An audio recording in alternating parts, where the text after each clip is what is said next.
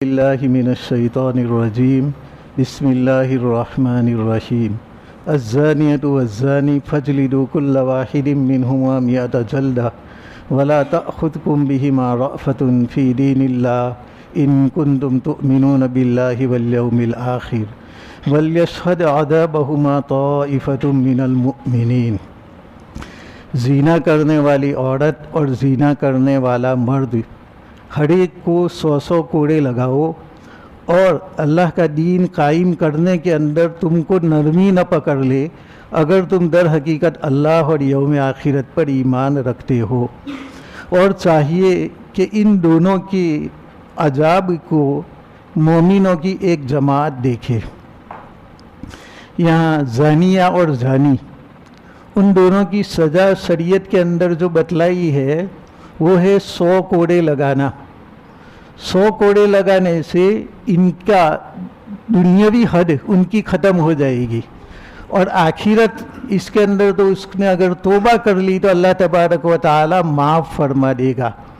اس لیے حدود کے قائم کرنے کے بعد حد سے اللہ سے امید تو رکھی جا سکتی ہے کہ اللہ نے 100 کوڑے کے بدلے میں زنا کا گناہ معاف کر دیا، لیکن یقینی طور پر تو ہمیں توبہ کرنی پڑے گی کہ اگر ہم نے توبہ کر لی 100 کوڑے کے بعد تو ایسی صورت کے اندر ہم دنیا اور آخرت دونوں کے عذاب سے بچ جائیں گے۔ دنیاوی کوڑے تو لگیں گے لیکن آخرت کے عذاب سے ہم بچ جائیں گے۔ تو یہ 100 کوڑے لگانا اسلامی حکومت کے اندر ہے۔ آج کل اسلامی حکومت جو سعودی ہے، بحرین ہے، قطر ہے، اس کے اندر بھی یہ جو شرعی سزائیں ہیں ان کو تھوڑا سا بدل دیا ہے۔ فقط ایک ملک ہے افغانستان، کہ افغانستان کے اندر شرعی حدود جس طریقے سے قرآن اور احادیث میں بتلایا جاتا ہے اسی طریقے سے کرتے ہیں، اور ان کو سنگسار کرتے ہیں اگر شادی شدہ ہو تو، اور شادی شدہ نہ ہو تو ایسی صورت میں 100 کوڑے لگائیں گے۔ تو ایک صورت میں 100 کوڑے اور ایک صورت میں سنگسار کرنا۔ ان دونوں کی وجہ یہ ہے کہ جس آدمی نے ابھی شادی نہیں کی تو اس کا میلان عورتوں کی جانب بہت زیادہ ہوگا، اور نفس اور شیطان اس کو زیادہ بہکائے گا۔ اس بنا پر اگر اس نے ایسا کر لیا تو اس کی سزا شادی شدہ کے مقابلے میں کم رکھی گئی، اور ایک آدمی شادی شدہ ہے اس کے باوجود دوسری جگہ پر حرام کاری کرتا ہے تو ایسی صورت میں شریعت نے اس کو سنگسار ہونے کی سزا دی ہے کہ اس کو پتھروں سے مارا جائے یہاں تک کہ وہ اچھی طریقے سے اس کی جان نکل جائے، وہاں تک اس کو پتھروں سے مارنا ہے۔ شریعت نے یہاں پر بندوق سے یا تلوار سے مارنا نہیں سکھایا، بلکہ اس کو مارنا ہے ہمیں فقط سنگسار کے ذریعہ، اس لیے کہ اگر ہم نے بندوق سے مارا تو گولی لگی اور وہ آدمی مر گیا، اور تلوار سے بھی اگر ہم نے ایسا کیا تو جیسے ہی تلوار لگی اس کا سر تن سے جدا ہو گیا۔ اس کے برخلاف اگر ہم سنگسار کریں گے تو سنگسار کے اندر حکم یہ دیا گیا ہے کہ اس کا زنا اپنے اقرار سے ثابت ہے یا گواہوں سے ثابت ہے۔ اگر گواہوں نے قاضی کے سامنے گواہی دی کہ ان دونوں نے زنا کیا ہے تو ایسی صورت کے اندر یہاں پر سنگسار کے اندر سب سے پہلے پہل کرنے والا امام ہوگا، اور اس کے بعد لوگ کریں گے۔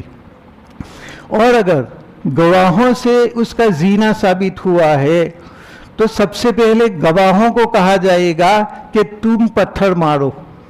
اب گواہوں کو اچھی طریقے سے معلوم ہوگا کہ ان دونوں کا زنا ثابت ہے یا میں نے ایسے ہی دشمنی نکالنے کے لیے گواہی دی ہے اور 4 آدمیوں کو متفق کر لیا ہے، اور چاروں کے 4 آدمی اس طرح کی گواہی دیتے ہیں۔ لیکن جب اب ان کو کہا جائے گا کہ اب تم ان کو پتھروں سے مارو تو اس کا دل، اس کا ضمیر اندر سے ملامت کرے گا کہ یار انہوں نے تو زنا نہیں کیا، اس لیے وہ بچ جائے گی۔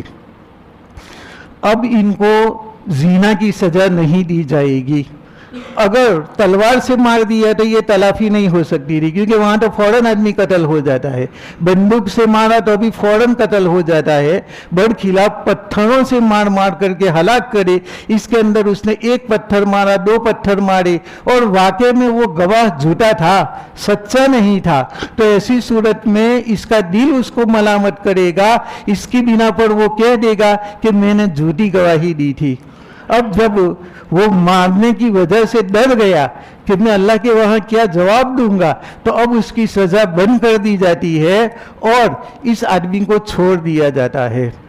तो ये जो तलाफी हो सकती है वो पत्थरों के अंदर हो सकती है। अब हमारी शरीयत के अंदर कोई आदमी ज़िना करे तो ऐसी सूरत में शादीशुदा है तो संसार करना है, और गैर शादीशुदा है तो ऐसी सूरत के अंदर उसे 100 कोड़े मारना है।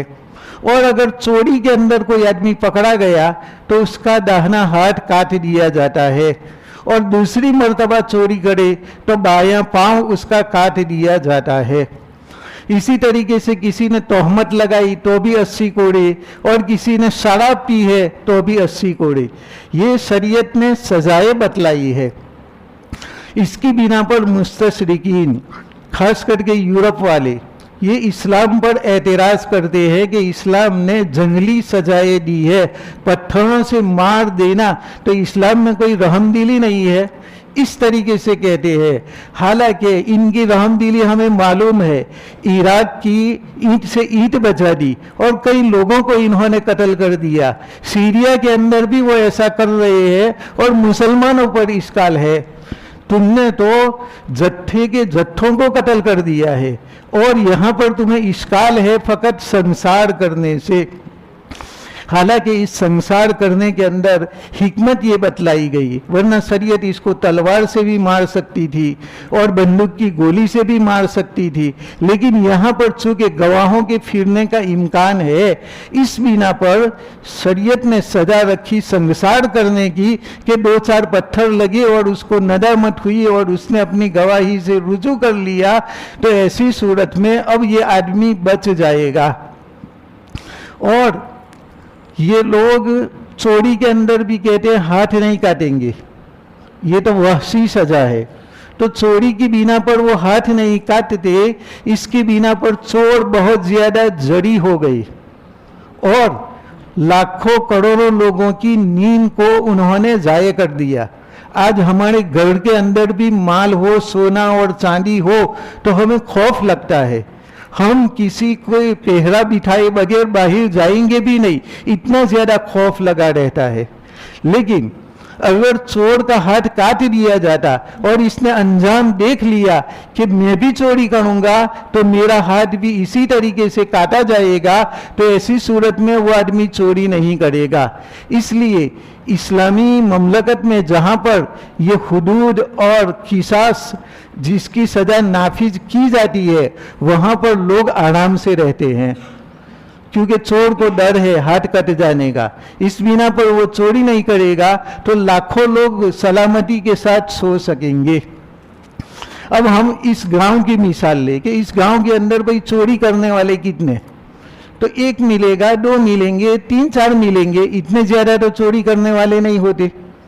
और इस गांव में जीना करने वाले कितने, तो 1 होंगे, 2, 3, 4।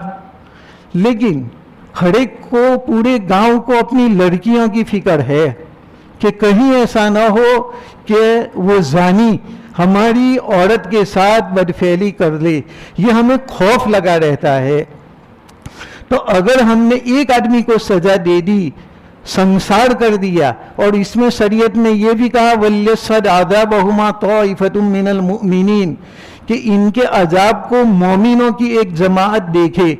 जब मोमिनों की एक जमात देखेगी तो ऐसी सूरत में उन्हें इबरत होगी कि हम अगर इसकी तरह जीना करेंगे तो हमें भी संसार किया जाएगा, हम इसकी तरह अगर चोरी करेंगे तो हमारा भी हाथ कट जाएगा। तो 1-2 आदमी के हाथ कटे लेकिन पूरा गांव आराम से सोएगा। और ये लोग ऐसा कर रहे हैं कि 2-4 आदमियों को छोड़ देते हैं, और इसकी बिना पर पूरे गांव को फिक्र है कि मेरा माल चोरी ना हो जाए और हमारी औरतों के साथ कोई इस्मत दरी ना करे। इस तरह का खौफ चप्पा चप्पा के अंदर हर आदमी को लगा हुआ है। तो बेहतर क्या है, एक या दो चार आदमियों को सजा देना या पूरे गांव को बेचैन कर देना? तो एक आदमी को अगर सजा हुई तो पूरा गांव ऐसा करने से, ऐसा जुर्म करने से रुकेगा। सऊदी अरब में जो हज के लिए जाते हैं इन्हें मालूम होगा कि बहुत सारे दुकानदार आधा शटल बंद करते हैं और बकिया पूरा का पूरा खुला हुआ है, क्योंकि उन्हें खौफ नहीं है कि चोरी होगी, और चोरों को खौफ है कि मेरा अंजाम क्या होगा 2 पैसे के माल के चोरी के बदले में। इस बिना पर वो अपना शटर बंद किए बगैर चले जाते हैं और इनको कोई फिक्र नहीं होती। और दीगर ममालिक जैसे कि हमारा मुल्क, इसके अंदर ऐसी सजाएं नाफिज नहीं होती। इस बिना पर पूरा का पूरा मुल्क बेचैन है कि हमारा माल चोरी ना हो जाए। इसलिए शरीयत ने जो सजाएं बतलाई है वो बड़ी हिकमत के साथ बतलाई है कि अगर एक आदमी भी उस सजा को देख लेगा तो दूसरा आदमी ऐसा करने की जुर्अत नहीं करेगा। तो अल्लाह तबारक व तआला ने बतलाया कि दोनों को 100 कोड़े मारो। अब जीना की जो हद है वो 3 मर्तबा में एक से बढ़कर के दूसरी सजा इस तरीके से शरीयत के अंदर आई है। सबसे पहले अल्लाह तबारक व तआला ने ये आयत नाजिल फरमाई, वल्लाती यअतीन अल-फाहिशत मिन निसाइकुम फस्तशहिदू अलैहिन्न अर्बअतम मिनकुम, कि जो औरतें बदकारी करे तो इन लोगों के ऊपर तुम गवाही कायम कर लो। फस्तशहिदू अलैहिन्न अर्बअतम मिनकुम, 4 गवाह। हर जुर्म के अंदर 2 गवाह काफ़ी है, लेकिन जीना के अंदर शरीयत ने बतलाया कि 4 गवाह चाहिए। जब तक 4 गवाह न हो वहाँ तक इनकी गवाही मोतबर नहीं होगी। तो पहली आयत अल्लाह तबारक व तआला ने ये इरशाद फरमाई कि जो मर्द या औरत जीना करे तो तुम इनके ऊपर 4 गवाह ले लो। फ़इन शहीदू फामसिकुहुन्न फिल बुयूत, अगर 4 आदमी गवाही दे दे तो फिलहाल किसी घर के अंदर उनको कैद कर दो, मर्द को भी और औरत को भी किसी घर के अंदर कैद कर दो। कहाँ तक? हत्ता यतवफ़्फ़ाहुन्नल मौतु औ यजअलल्लाहु लहुन्न सबीला, यहाँ तक के अल्लाह तबारक व तआला इसको मौत से हम किनार कर दे, वो मर जाए तो खत्म हो गई। अब मरने के बाद तो क्या सजा? तो इनको फिलहाल तुम घरों के अंदर बंद कर दो, यहाँ तक कि या तो वो मर जाए या औ यजअलल्लाहु लहुन्न सबीला, या अल्लाह इनके लिए कोई और रास्ता निकाले, अल्लाह दूसरी सजा बताए। इस पहली आयत के अंदर इशारा कर दिया कि इसके बाद दूसरी आयत नाजिल होने वाली है। जब ये आयत नाजिल हुई जो अभी हमने तिलावत की, अज़्ज़ानियतु वज़्ज़ानी फजलिदू कुल्ल वाहिदिम मिनहुमा मिअत जल्दा, जब ये आयत नाजिल हुई तो हमारे आका मोहम्मद रसूलुल्लाह सल्लल्लाहु अलैहि वसल्लम ने फरमाया, खुजू अन्नी, यानी मुझसे ये हासिल कर लो, कद जाल अल्लाहु लहुन्न सबीला, कि अल्लाह तबारक व तआला ने उनके लिए रास्ता निकाल दिया। शुरू आयत में जो बतलाया था कि इनको घरों के अंदर कैद कर दो यहाँ तक कि वो मर जाए या अल्लाह कोई रास्ता निकाले, अब चंद अय्याम तो इसी तरह रहा। इसके बाद अल्लाह तबारक व तआला ने ये सज़ा बतलाई कि इनको 100 कोड़े मारना है। जब ये आयत नाजिल हुई तो आप सल्लल्लाहु अलैहि वसल्लम ने ये फरमाया कि अल्लाह ने जो वादा किया था कोई राह निकालने का, तो ये राह निकाल दी और अब इनको 100 कोड़े मारना है। और उसके बाद आप सल्लल्लाहु अलैहि वसल्लम ने फरमाया, अल बिक्रू बिल बिक्री जिल्दु मियातिन व तगरीबु आमिन व सय्यिबु बिसय्यिबी जिल्दु मियातिन व रज्म, कि अगर कुंवारा मर्द और कुंवारी औरत हो तो ऐसी सूरत के अंदर इनको 100 कोड़े लगाओ, और अगर मोहसन हो यानी शादी शुदा हो तो ऐसी सूरत में इनको तुम संगसार कर दो।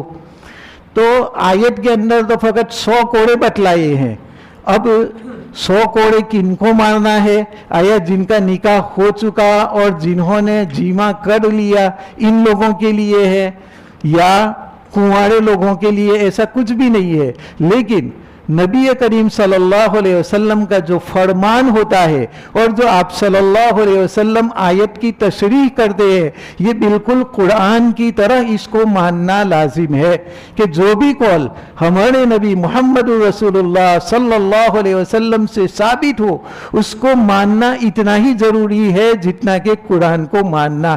खुद अल्लाह तबारक व तआला ने फरमाया, मा आताकुमुर रसूल फखुदूहु व मा नहाकुम अन्हु फंतहू, कि रसूल तुम्हारे लिए जो हलाल करार दे तुम इनको करो, और रसूल जिनको हराम करार दे तुम इनसे बचो।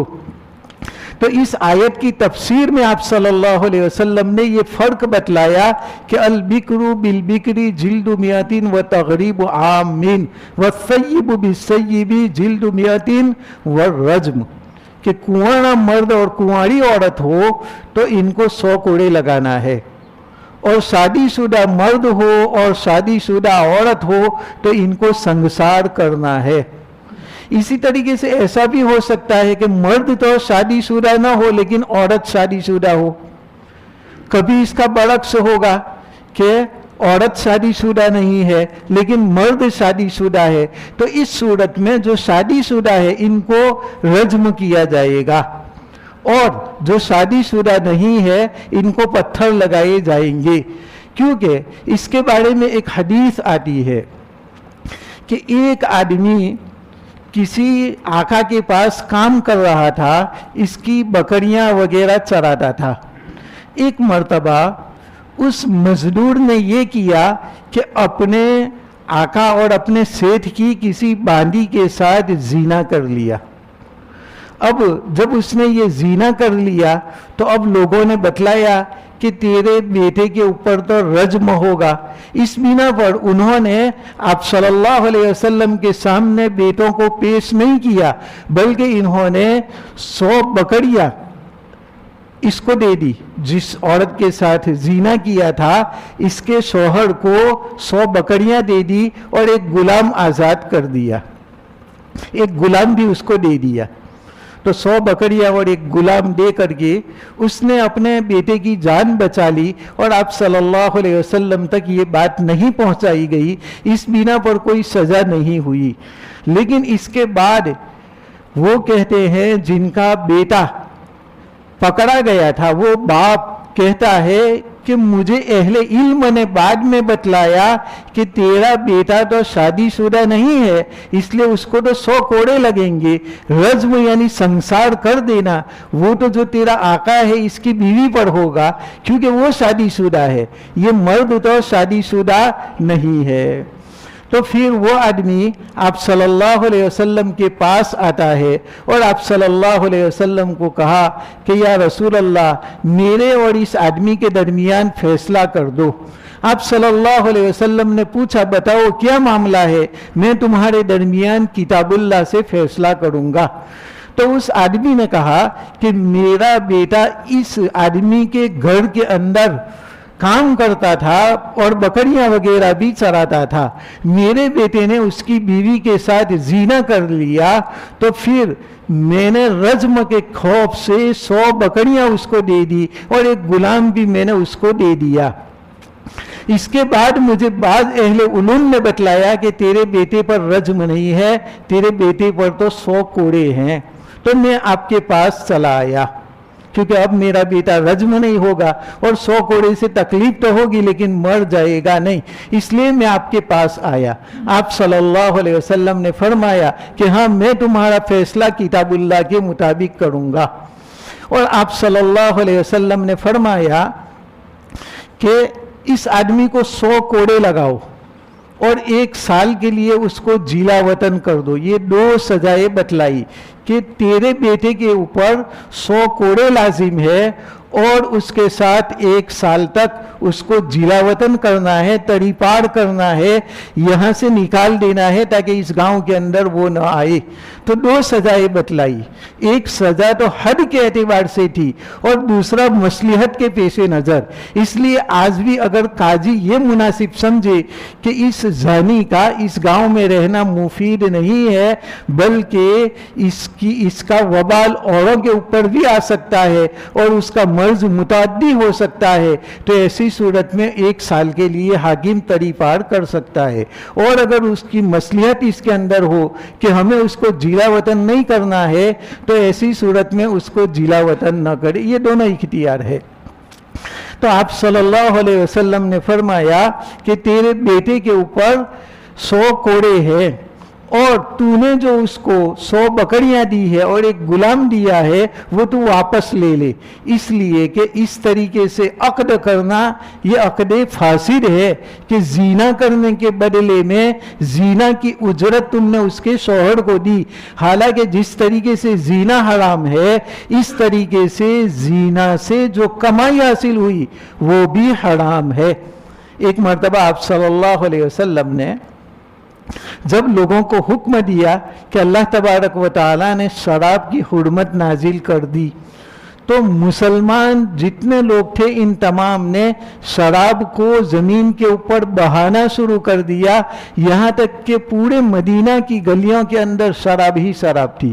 صحابہ کرام نے فوراً مان لیا، حالانکہ شراب کو چھوڑنا کوئی آسان کام نہیں ہے، لوگ بہت زیادہ دوائیں وغیرہ کرتے ہیں تب جا کر کے شراب چھوٹتی ہے، لیکن ادھر تو آپ صلی اللہ علیہ وسلم کا فرمان ان کو شراب کے نشے سے بھی زیادہ مدہوش کر دیتا تھا۔